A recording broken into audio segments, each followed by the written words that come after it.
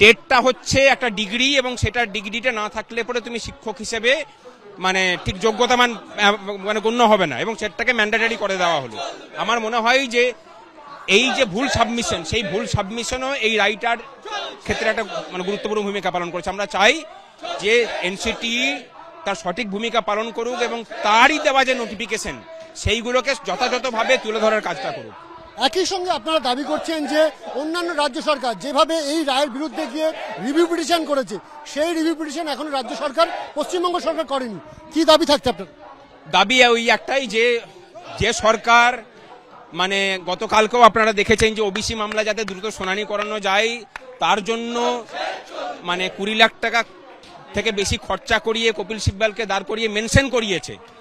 তারা এই রাজ্যের 3 লক্ষ শিক্ষক শিক্ষিকাদের জন্য বিগত 1.5 মাস ধরে একটা শব্দ খরচা করেনি।